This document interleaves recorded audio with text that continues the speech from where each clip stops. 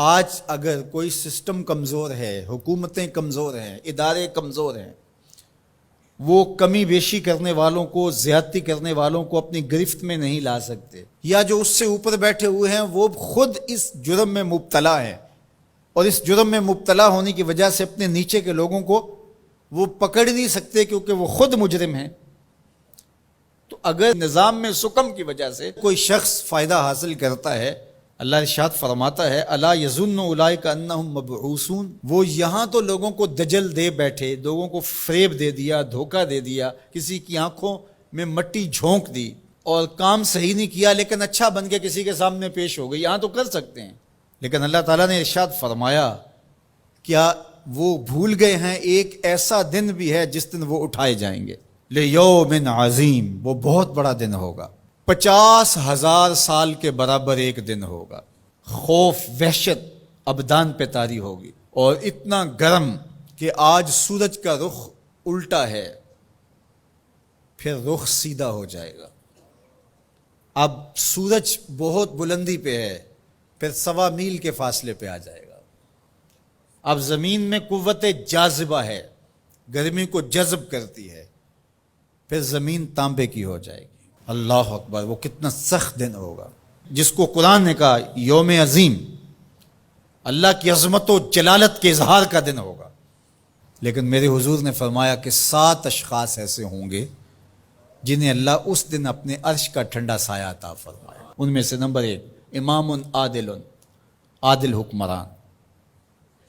جو انصاف کے تقاضوں کو بہر صورت پورا کرتا ہے اگرچہ قریبی ہی کیوں نہ ہو۔ دوسرا شخص وشاب نشأ فی عبادت اللہ، وہ جوان جس کی جوانی اللہ کی عبادت میں گزری۔ آج تو میرے جوان کی جوانی سوشل میڈیا پہ گزر رہی ہے،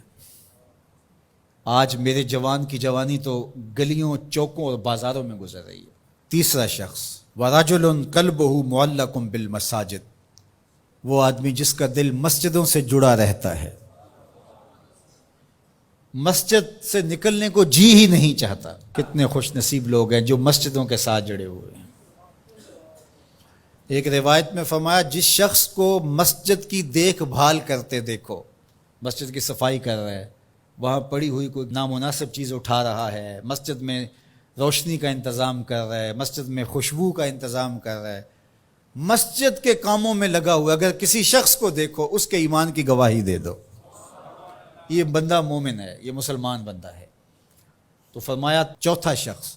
وَرَجُلٌ دَعَتْهُ امْرَأَةٌ ذَاتُ مَنْصِبٍ وَجَمَالٍ فَقَالَ إِنِّي أَخَافُ اللَّهَ، وہ جوان جس کو کسی خاتون نے دعوت گناہ دی اور صاحب منصب بھی تھی، صاحب جمال بھی تھی، اور قدموں میں حسن بچھنے کے لیے خود بےتاب ہوا، اور اس جوان نے آگے سے کیا کہا انی اخاف اللہ، تیری بات کیسے مانوں، رب سے ڈر لگتا ہے۔ تو حضور نے فرمایا قیامت کے دن جب دھوپ کڑک رہی ہوگی اللہ اس کو اپنے عرش کا ٹھنڈا سایہ عطا فرماتا ہے۔ پھر ارشاد فرمایا وَرَجُلَانِ تَحَابَّا فِي اللَّهِ اجْتَمَعَا عَلَيْهِ وَتَفَرَّقَا إِلَيْهِ، وہ 2 آدمی جو اللہ کے لیے پیار کرتے تھے، جب آپس میں ملے تو اللہ کے لیے، اور آپس میں اگر ان کی دوری ہوئی تو وہ بھی اللہ کے لیے، رضائے الہی ان کا مقصود تھا، ان کی دوستی کا سبب اللہ کی رضا تھا۔ چھٹا شخص ارشاد فرمایا وَرَجُلٌ تَصَدَّقَ بِصَدَقَةٍ فَأَخْفَاهَا حَتَّى لَا تَعْلَمَ شِمَالُهُ مَا تُنْفِقُ يَمِينُهُ،